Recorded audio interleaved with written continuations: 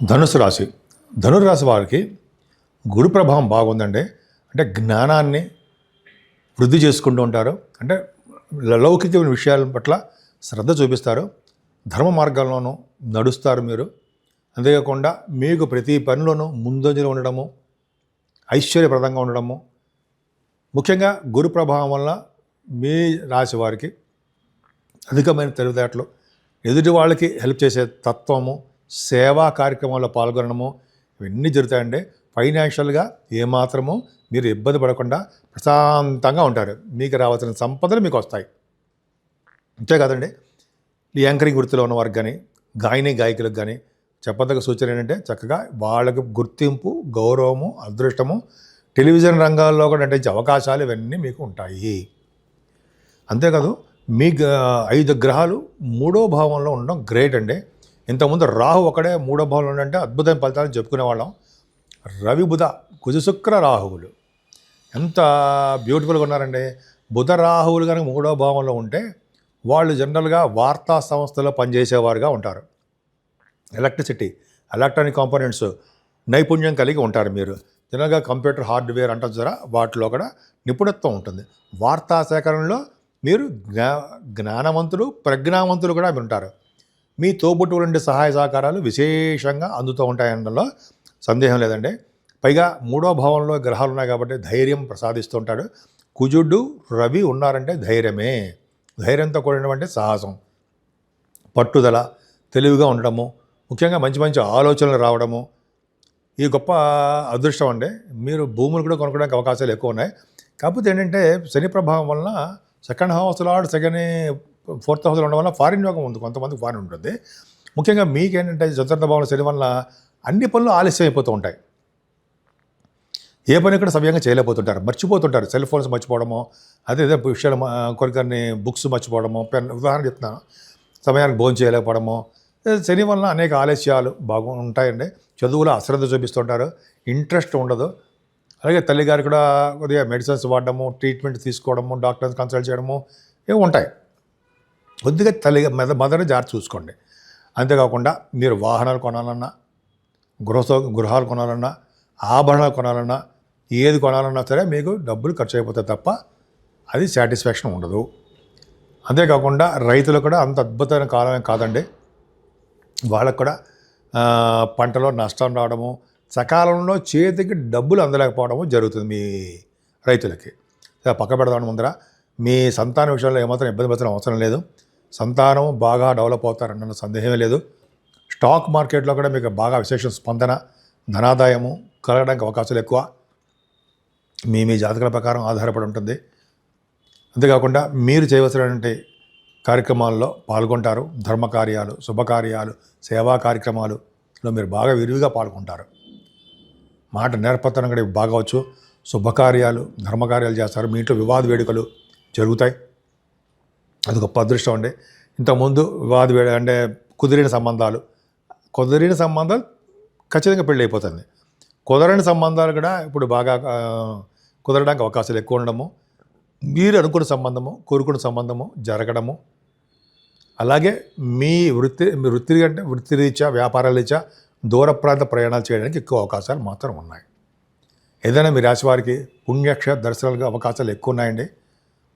కేతు ప్రభావం వలన సుబ్రహ్మణ్య ఆలయ దర్శనాలు, గణపతి ఆలయ దర్శనాలు, అంతేకాకుండా కాశీ వంటి క్షేత్ర దర్శనాలు బాగా చేసుకుంటారు.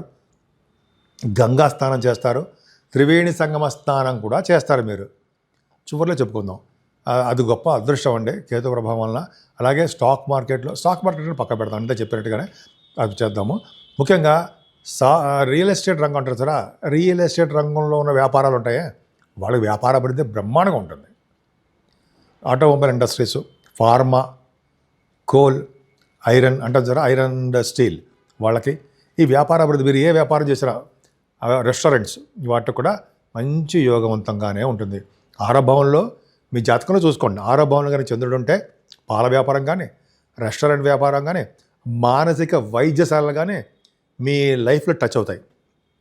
ఎప్పుడప్పుడు చేస్తారు. మీ జాతకంలో ఆరభావంలో చంద్రుడు ఉండాలి. 6th హౌస్లో మీ లగ్నం నుంచి ఆరభావంలో. సరే పక్క పెడదాం కాబట్టి చాలా ఉంటాయి కాంబినేషన్స్ చెప్పడానికి. సరే ఈ విధంగా ప్రొఫెషనల్గా అంటే మీరు చేస్తున్న ఉద్యోగపరంగా కొద్దిగా ప్రాబ్లమ్స్ ఫేస్ చేస్తారు. ఎందుకంటే మీకు శని ప్రభావం ఉంది కాబట్టి, దశమస్థానం కూడా శని చూస్తున్నాడు కాబట్టి, మీరు చేస్తున్న సాఫ్ట్వేర్ రంగ ఉద్యోగస్తులు అనుకోండి, సాఫ్ట్వేర్ రంగ ఉద్యోగస్తుల్లో ప్రమోషన్స్ రాలేకపోవడము, ఎక్కడ ఉన్నాము అంటే అక్కడే ఉన్నాము అనుకోవడము, లేకపోతే మీకు ప్రమోషన్ హైక్ అంటే సరే డబ్బులు పెరగడం అవి ఉండకపోవడము, స్లో అయిపోతూ ఉంటుందండి. మీకు కొంచెం అవి ట్రైనింగే, భగవంతుడు మీకు ఇచ్చిన పరీక్ష అనుకోండి, అంతే. కష్టపడండి, మీకు ఏం కాదు. కొంతమంది ఉద్యోగాలు మానేద్దాం అంటాం, అవి ఏం కాదండి, ఒక ఉద్యోగాలు ఉండండి. ఎందుకంటే మీకు పరీక్షాకాలం అనుకోండి, కొద్దిగా ఎందుకంటే మీకు కొద్దిగా టైం బాగాలేదనుకోవడం అంతే, కానీ మీరు సక్సెస్ అవుతారు భవిష్యత్తులో. రాబోయే కాలంలో శని ప్రభావంలో మీరు ఆలస్యం అయిపోతున్నాయని గవర్నమెంట్ సంబంధించిన ఉద్యోగస్తులు కూడా వాళ్ళు కూడా అంతంత మాత్రంగానే ఉంటారు. బట్ భయపడాల్సిన అవసరమే లేదు, కొద్దిగా జాగ్రత్తగా ఉండండి. అంటే ఉద్యోగం కానీ వ్యాపారంలో మిన్న, అంటే వ్యాపారంలో వస్త్ర వ్యాపారాలు కానీ, స్టేషనరీ వ్యాపారాలు కానీ, రెస్టారెంట్స్ వ్యాపారాలు కానీ, లేకపోతే వేదశాస్త్రాలు సంబంధించిన పండితుల విషయాల్లో కానీ వాళ్ళందరికీ బాగా డెవలప్మెంట్స్ ఉంటాయి. ముఖ్యంగా రియల్ ఎస్టేట్ రంగ వ్యాపారాల్లో బాగా డబ్బు సంపాదించుకోవడానికి అవకాశాలు ఎక్కువ ఉన్నాయి. ముఖ్యంగా మీ ధనుర్రాశి వారికి చెప్పదగ్గ సూచన ఏంటంటే, ఈ మాసం పరమ పవిత్రమైన మాసం, 12 మాసాల్లో కూడా అన్నిటికంటే మాసము ఈ మాఘమాసమే. మాఘమాసంలో చేసినటువంటి దానము, స్నానము విశేషమైన ఫలితాలు ఇస్తాయి. ముఖ్యంగా నదీ స్నానాలకి ప్రాముఖ్యత ఉంది. అందున గంగా స్నానము, ఇంకా ప్రయాగరాజ స్నానం. ప్రయాగరాజ్ అంటే త్రివేణి సంగమం. అక్కడ కనుక స్నానాలు చేస్తే వాళ్ళకి మరుజన్మ ఉండదు, విష్ణులోక ప్రాప్తి కలుగుతుందని చెప్పి పద్మపురాణంలోనూ, అలాగే మాఘమాస పురాణంలోనూ ఉన్నాయి. నేను చెప్పింది కాదు, గురుగారు చెప్పారు. మనకు కూడా మనం పాటిస్తూ ఉంటాం. సరే, అదొకటి పక్క పెడితే, ముఖ్యంగా స్నానం అయిన తర్వాత, ముఖ్యంగా స్నానం చేసే ముందర మీకు తెలియదు ఏముందండి, మనం సంకల్పం చెప్పుకొని స్నానం చేస్తాం కదా, ఆ సంకల్ప స్నానము మోస్ట్ ఇంపార్టెంట్. అంతేకాకుండా మనం చేసేటప్పుడు అంటే దానం చేసేటప్పుడు నువ్వులు దానం ఇంపార్టెంట్. తిలదానము అంటాం. తిలాహ పాప హరాహ అంటే తిలదానం చేసే వాళ్ళకి పాపాలు హరిస్తాయిట. అదొకటి.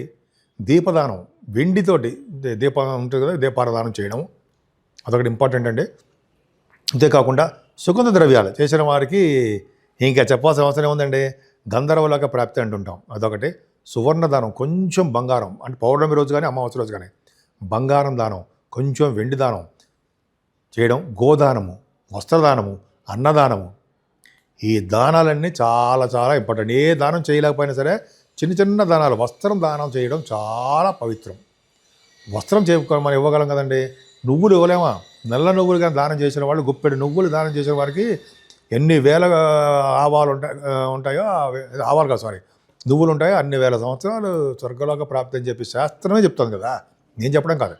అంతేకాకుండా పద్మపురాణంలో చెప్పింది ఇంకొకటి విషయం ఏంటంటే, మాఘమాస స్నానాల్లో త్రివేణి సంగమస్నానం అమావాస్య రోజు చేయడం.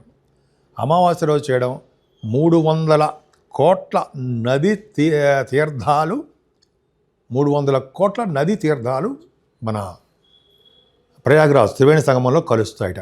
ఆ రోజు చూడండి, అసలు చాలా జనాలు ఎక్కువ ఉంటారు. ఆ రోజు స్నానాలు చేసిన వాళ్ళకి మహాపుణ్యము, తిరిగిన లోకాలకి విష్ణులోక ప్రాప్తిని శాస్త్రం చెప్తుంది. ఏ విధంగా చూసినా మనం చేసుకుంటే ఏదో ఎంతో కొంత పుణ్యం. ఏ నది స్థానమే సరే చాలా చాలా పుణ్యమే. ఈ మాఘమాసంలో దానాలకి బాగా ఇంపార్టెన్స్ ఇచ్చారండి. ఏ దానం చేసినా సరే మంచి వృద్ధి కలుగుతూ ఉంటుంది.